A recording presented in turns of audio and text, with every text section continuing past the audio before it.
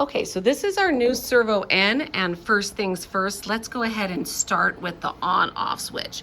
Right here is where the O2 and the air hose goes in, and if you look way down deep under here, we will see that toggle switch. And how we turn it on and off is you pull down and then you can move it to the side. I'm not gonna turn it off right now for obvious reasons because that would slow down this video. Okay, so now we're looking at the main screen. And one of the things that's really important is the pre-use check. I'm not going to go into too much detail about it because it's very similar to the Servo I, and not only that, it kind of walks you through it even with pictures. Okay, so now let's go into the modes. Let's talk a little bit about, we have, obviously will be a neonatal, invasive versus or non-invasive, and then we would choose the modes. You can see all the modes available up here on top. So let's go ahead and start this out in PRVC. So what we're gonna do is we're gonna choose our FiO2, and then down here, this will pop up, allow us to change our PEEP. I don't know why I chose 5.5, that's silly. And then our rate, our volume. Let's talk a little bit about what PRVC is. So what makes pressure control such a nice mode? I'm gonna go ahead and start this so we can see what it does. Okay. What makes pressure control such a nice mode is the way the flow is delivered. It's delivered really fast at the top when you're at the larger airways and the main trachea, and then it slows down as it gets to the smaller airways. And this keeps the flow laminar and allows you to get more volume with less pressure. So this is the way we can quickly change our minute ventilation alarm here. Notice it was alarming, it stopped. Initially when it was alarming red, and a red alarm is obviously our most severe alarm, but a yellow alarm is medium, and the blue won't actually even have an audible alarm associated with it. So right now it's lit up blue. Okay, so right now we're in PRVC, and what I would like you to notice is if I touch the tidal volume right here next to it, it says my tidal volume per body weight. And that is because in here, we can put in our body weight of our baby. So when our baby is born, when we put them on the ventilator, we need to know their weight. So I'm gonna change this to 2,500 grams, and there we go, done. And then now when I touch that tidal volume, that's only 2.4 mLs per kilo. So obviously we need to be back to our 6 to 8 mLs per kilo, right? Just like we do with adults. And you would have to go up. I'm not gonna go up right now because it'll break my little tiny baby test lung. But that's what we wanna be always in thinking about, that math, that we should be 6 to 8 mLs per kilo. Start at 6 because we really wanna minimize the barotrauma and minimize any chance of causing a pneumothorax. Okay, so let's talk about the alarms. We had them a little bit, but we can actually do something called auto set. And we only want to do that after it's been running for a little bit, because obviously the minute ventilation alarm just a minute ago kind of fixed itself because it was only alarming because it hadn't been on enough to make the appropriate minute ventilation. So here you can have your alarm limits kind of auto set, and then if it starts alarming again, keep settings. And if it starts alarming again, you can change just that one that's alarming, the way I showed you a minute ago. Like here, let's make something alarm. Okay, see that's a yellow alarm because it's not that crazy. And then if I touch it right there, I can fix it right there so that it goes a little higher. That's a respiratory rate high.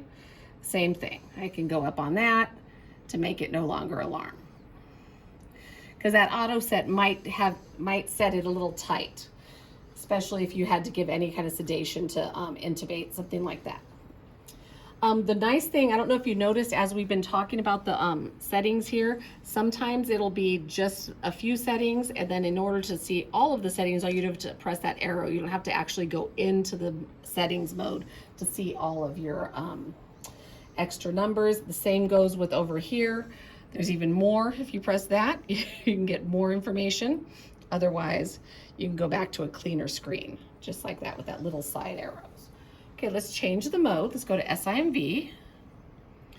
In our old servo, we had to change the pressure support no matter what. You don't really have to here, but it's nice to get used to always changing the pressure support because it ends up going very high initially. So now we're in SIMV. So you'll notice we have our big mechanical breaths and our small spontaneous breaths.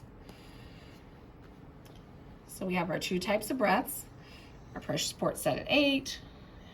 And then here we go. See how that was well, I have it silenced. It will alarm, but it just gives you one initial chirp. And then it's not going to do anything. And that's just because the volume's restricted. And like I said, it's because my little test lung is not able to take all that volume. Is the only reason it's doing it. Let's go into pressure control now. And this is going to be exactly the same way we did it on the Servo I. So the pressure control you're setting is above PEEP. So right now I set a PIP of 20. 14 plus 6 equals 20. Let's talk about the eye time. It's going to be dependent on the baby. 0.35 is what we set for most of our babies. The rise time, if you touch it, it'll give you this nice little graph, and this is going to tell you how your flow is delivered. This is going to be delivering your flow faster. This is going to be giving it a little bit more of an angle, and that's how you set that. And the trigger as well, if you need to make it more sensitive, you could do that. You're going to see it on the actual graph here. And it's actually in your 0.25 liters per minute, whereas the other one that we used to set was just some arbitrary number. Okay, in order to go from invasive to non-invasive, just like with the Servo I, we have to press standby, and then you have to push and hold forever, it feels like. And then we can go into non-invasive. Now, this question is very important. Are we using the same patient circuit? Yes. And because we answered yes, when we go back to invasive, if we do, our patient circuit test will still be in play. So we won't have to pre-use check it. Okay, so here's how we would set it in non-invasive. In NIPPV, obviously we'll need to have I'm gonna take our rate down a little bit.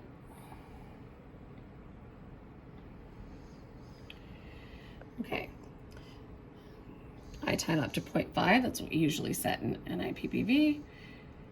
And then this is just like our regular NIPPV. And again here, we can fix that. Just like that. We should also go in and look at the alarm limits and make sure the other ones are not crazy. But if something's alarming while you're setting it up, you can fix it right there. Let's see what other modes we have here. And we have nasal CPAP.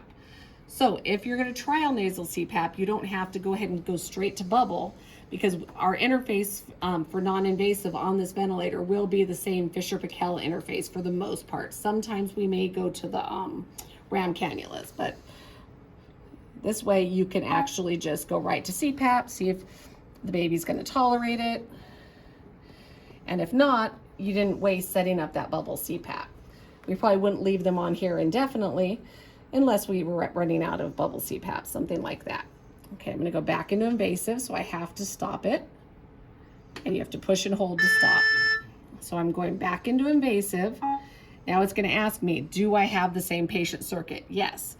And that's because we want this patient circuit test to continue to compensate for our leaks.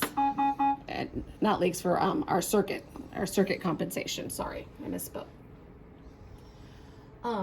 Special features. So couple cool things it does. It does an O2 boost. So if your baby's just kind of acting up, you press the O2 boost, and currently it's set to 10% above.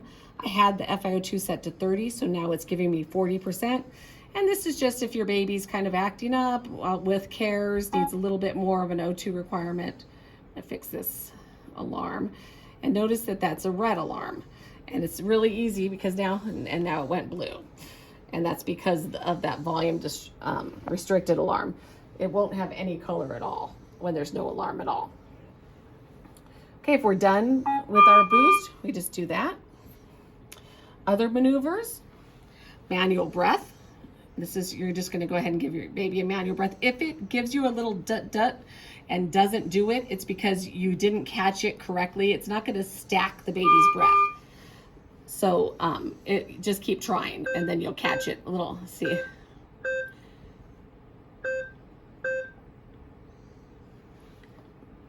That's because I'm fighting it. Okay, O2 boost level. This is how we would set how high we want it. So right now I have it set for 10% above, but say you have a much sicker baby, you may need to set it for like 30% above, something like that. Whatever works for that baby. And then now, if I need to press that O2 boost button, it will be set at 60%. And what else was I going to show you? There's another one. Disconnection. So disconnection, this is like our current suction support. So let's say we had a baby intubated and we're going to take them off for a second surf. You would go ahead and pre-oxygenate, right? And it's going to pre-oxygenate. And if I disconnect right here, it's just going to kind of beep and not alarm. And we're going to go ahead and we can surf and we can bag and we can do all that. We may need to silence this because it only gives us a minute, but at least it gives us something. And then when we do reconnect the patient, it's going to post-oxygenate, right? That was a respiratory rate high alarm. Notice it's not that concerned with it. That was a yellow alarm. Let's see what else I wanted to show you. Really, the screen is really nice. Say you're in modes and you're like, what the heck is PRVC again? It will tell you a little bit about it. This is a really nice interactive ventilator that will really give you a lot of information. One other thing it does I didn't mention is high flow. So we can go from pressure support CPAP all the way down to high flow. In that case, we would only be using the single limb. And then we would use our little adapter that goes either to our current high flow or to our, to our RAM cannulas. Okay, let me see if I didn't miss anything. Oh, I did want to show you the alarm limits. I forgot to show you when we were there, but right now we have 4 alarms. When you get to pressure support CPAP, you really just have like a low CPAP and an FiO2 alarm. It's like there's less and less alarms. You shouldn't have to turn the alarms off like we do with our current Servo I, because they're actually less alarms and more relevant alarms as you get to the NIPPV and the nasal CPAP settings. So let me show the last thing I want to show you is our views. And I really like a loops view because that shows us that we are intubated. You know, if we have the correct loops, we know that we're intubated. This is acting a little funny because I have a weird, I have a test lung on it, but at least if we have a closing loop or if we have the continuous loops, it kind of gives us our idea that we are intubated. And it's really a nice thing to start getting used to looking at. And I will do a whole class on what loops and scalars mean. These are the scalars, these are loops. And so there are other views that you could put on there. There's a family view if you want them to stop watching the numbers and do too many things, you know, because some of those families are just overanalyze everything. Sorry, I'm going back to views. So we'll go back to our basic. The basic I like, it's clean, it has everything. And if you need to see more numbers, you just have to press your little arrow here and it'll give you the rest of your numbers.